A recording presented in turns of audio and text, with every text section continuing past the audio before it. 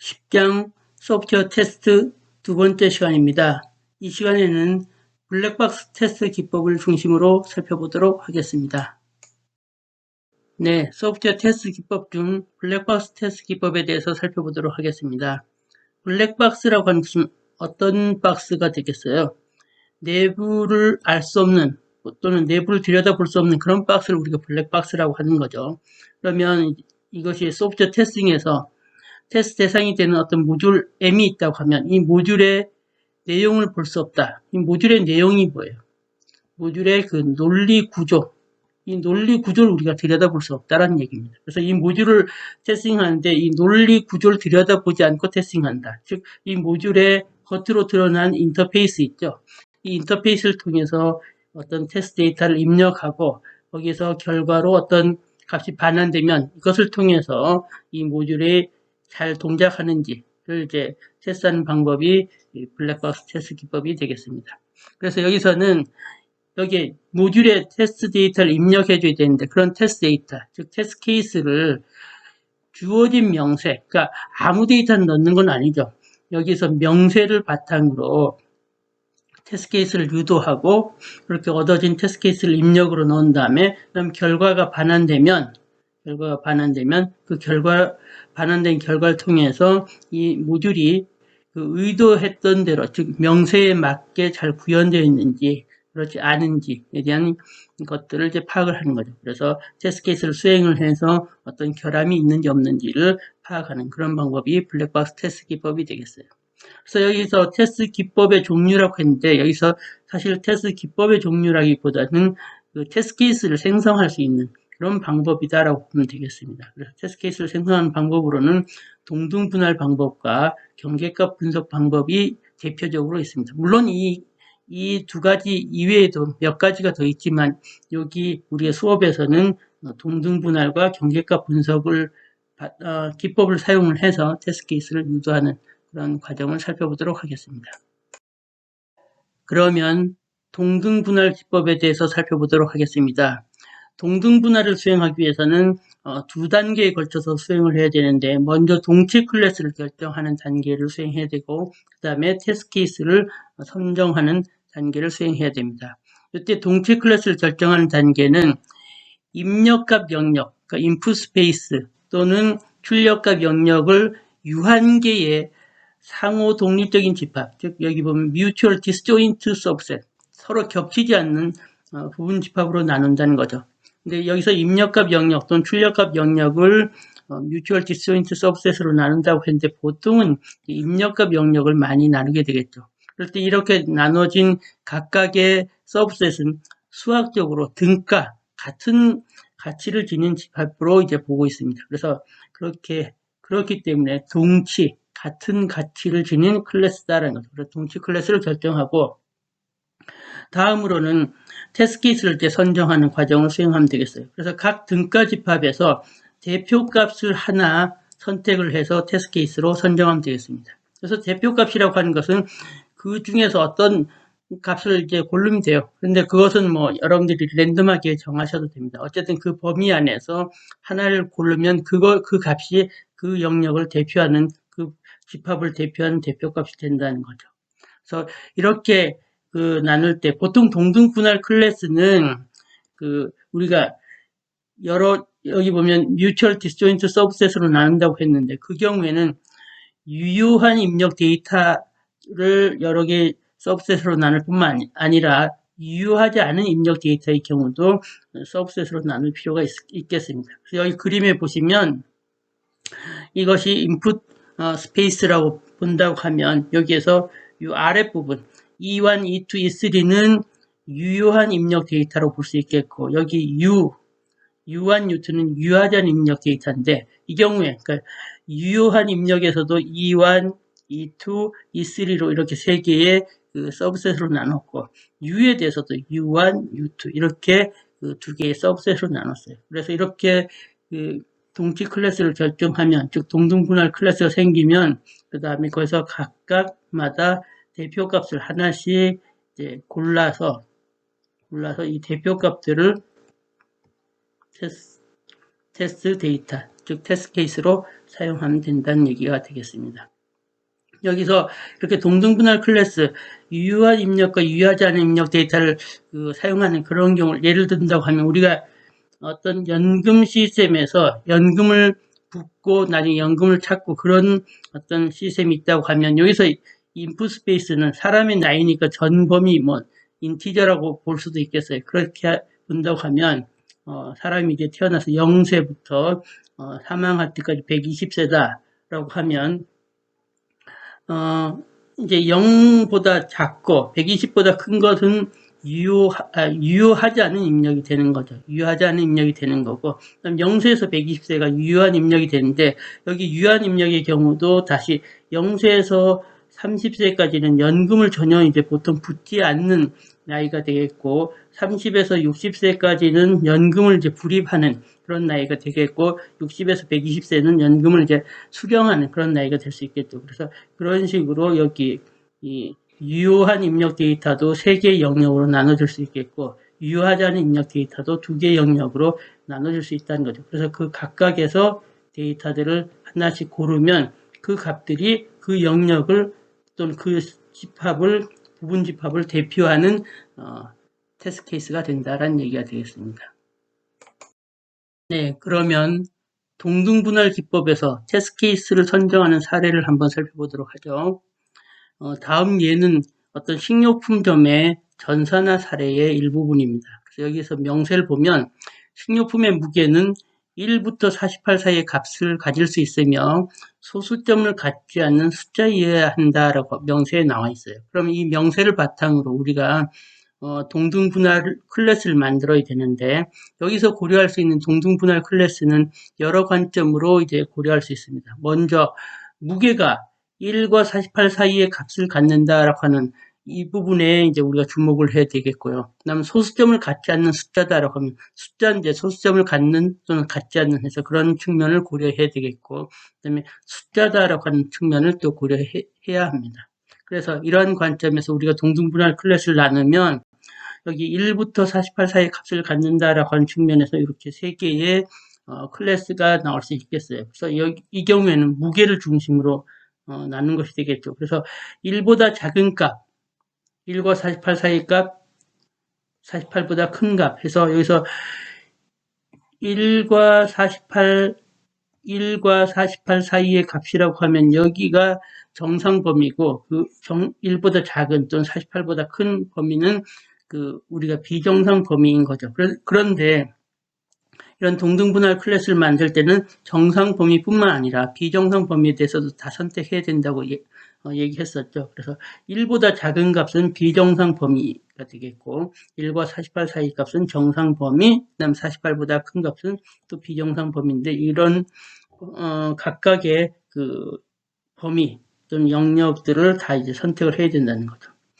그 다음에 소수점을 갖지 않는 숫자다라고 했으니까 소수점을 갖는 숫자 또는 소수점을 갖지 않는 숫자 그런 관점에서도 나눌 수 있다는 거죠. 그래서 이 경우에는 소수점 관점에서 정수는 소수점을 갖지 않는 숫자, 그다음에 어떤 실수 같은 경우 소수점을 갖는 숫자가 되겠죠. 그래서 이 경우는 소수점을 갖는다, 갖지 않는다니까 소수점을 갖지 않는 것이 정상, 소수점을 갖는 것은 비정상이 되는 거죠. 그래서 그런 관점에서 나눌 수 있겠고요. 그다음에 숫자이어야 한다라고 했으니까 숫자냐 숫자 아니냐 해서 숫자면 정상, 숫자가 아니면 비정상이 되겠죠. 그래서 이렇게 여러 개의 동등분할 클래스를 나누고 나면 그 동등분할 클래스에서 각각의 대표값을 선정하면 되겠죠. 그래서 1보다 작은 값에서 마이너스 5를 선정했어요. 그다음에 1과 48 사이 값에서 24를 선정하고 48보다 큰 값에서 100을 선정을 했어요. 뭐 이것은 다른 값을 선정해도 됩니다. 이제 여기서는 이제 그렇게 예를 들어서 선정한 거죠. 그다음에 정수, 정상 범위의 정수 이 경우에는 다른 값을 골라도 되는데 이미 앞에서 24를 골랐으니까 그 24가 골라지면 한 번에 이 조건과 이 조건을 동시에 이제 테스트하는 것이 되니까 이렇게 가능하면 테스트 케이스를 적게 만드는 것도 중요하니까 그렇게 골랐어요. 그 다음에 실수의 경우에 골랐고요. 마찬가지로 숫자 정상일 때 24 하면 똑같이 24 한 번 고르면서 이 경우도 이제 체크할 수 있다는 거죠. 그 다음에 숫자가 아닌 어떤 뭐 특수 문자가 들어가는 이런 형태로 이제 고를 수 있다는 거죠. 그래서 이렇게 고르고 나면 이러한 입력 데이터에 대해서 expected result 이렇게 정리하면 우리가 테스트 케이스를 이제 정리할 수 있는 것이 되겠죠. 계속해서 소프트웨어 테스트 과정에서 추가적으로 필요한 그 프로그래밍 테스트 드라이버와 테스트 스터브에 대해서 알아보도록 하겠습니다. 이 둘을 알아보기에 앞서서 먼저 그 모듈들 간의 호출 관계와 모듈들의 계층 구조가 나타나 있는 이 스트럭처 차트를 보면서 상황을 한번 먼저 설명을 하도록 하죠. 우리가 여기 모듈 2를 테스트하고 싶어요. 이 모듈 2를 테스트하고 싶은데 이 모듈 2를 테스트하려고 하면 모듈 2가 동작해야 되겠죠. 그래서 모듈 2가 동작하는 상황은 보통의 경우에는 어떻게 동작하죠? 운영체제가 메인 함수에 제어권을 넘겨주면 메인 함수가 모듈 B를 호출하고 모듈 B가 모듈 2를 호출하고 모듈 2가 동작하면서 모듈 F를 호출하죠. 그래서 이런 식으로 보통 이제 호출되면서 동작을 하게 됩니다. 그래서 이런 식으로 같이 맞물려서 모듈 2에 그 모듈 2를 동작시키면서 모듈 2가 제대로 동작한지를 살펴보는 테스트는 통합 테스트예요. 통합 테스트가 되는 거죠. 근데 그렇게 전체적으로 같이 맞물려서 테스트를 하지 않고 모듈 2만을 그러니까 모듈 2를 처음 만들었을 때 모듈 2만 독립적으로 원래 모듈 2가 수행해야 할 기능을 제대로 잘 하고 있는지 모듈 2만을 독립적으로 우리가 테스트하고 싶을 때도 있어요. 그렇게 독립적으로 테스트하는 경우를 우리는 단위 테스트라고 불러요. 그렇게 단위 테스트를 하려고 하면 바로 이 모듈 2를 독립된 어떤 환경에다 두고 그럴 때는 모듈 B도 없고 모듈 F도 없고 그런 상황에서 모듈 2를 동작시키면서 테스트를 해야 돼요. 그럴 때 필요한 프로그램이 테스트 드라이버입니다. 테스트 드라이버와 테스트 스터브가 되겠어요. 그래서 테스트 드라이버는 바로 모듈 2를 독립된 환경에서 구동시켜주는 그런 프로그램이 되는 거죠. 그래서 이 테스트 드라이버를 통해서 우리는 테스트 대상인 이 컴포넌트에 테스트 입력을 넘겨주고 그다음 테스트 대상 컴포넌트가 동작하다가 결과를 반환하면 그 결과를 출력해주는 이런 일을 하는 것이 테스트 드라이버가 되겠습니다. 그다음에 테스트 스터브라고 하는 것은 이 모듈 F, 즉 모듈 2에서 호출되는 모듈 F를 흉내내주는 그런 컴포넌트다라고 보시면 되겠습니다. 왜냐하면 모듈 2가 독립된 환경에서 이제 동작을 하다 보면 모듈 F가 없는 거죠. 그런 상황에서 모듈 2가 동작을 하다가 실제로 모듈 F를 불러야 되는 상황에서 모듈 F를 제대로 부르지 못하면 모듈 2가 제 기능을 수행 못할 수가 있겠죠. 그럴 때 모듈 F를 부를 수 있도록 그런 모듈 F를 흉내내주는 그런 컴포넌트가 바로 이제 테스트 스터브가 되는 거죠. 그래야만 얘가 이제 모듈 2다라고 하면 얘가 호출하고 그래야만 모듈 2가 정상적으로 동작할 수 있으니까요. 그래서 이렇게 호출해 주도록 호출할 때 그러한 호출 대상 컴포넌트를 시뮬레이션 해주는 것이 스터브다라는 거죠. 그런데 여기 이 모듈 F는 정상적인 상황에서 내부 호출되면 프로세싱을 해요. 그 다음 결과를 반환하는데 이 테스트 스터브는 시뮬레이션 하는 모듈이기 때문에 내부적으로 복잡한 기능을 수행하지는 않습니다. 호출하면 그 호출을 받아주고 그 다음에 데이터를 어떤 결과값을 반환해야 되면 간단한 값을 그냥 반환하는 그런 구조만 그런 내용만 포함되어 있습니다. 그래서 그렇게 간단한 형태로 이 호출되어야 하는 컴포넌트를 시뮬레이션 해주는 거죠. 그래서 이 컴포넌트는 모듈 2가 이제 부를 때 불려질 수 있어야 되기 때문에 원래 불려져야 하는 모듈 F와 동일한 API를 가져야 됩니다.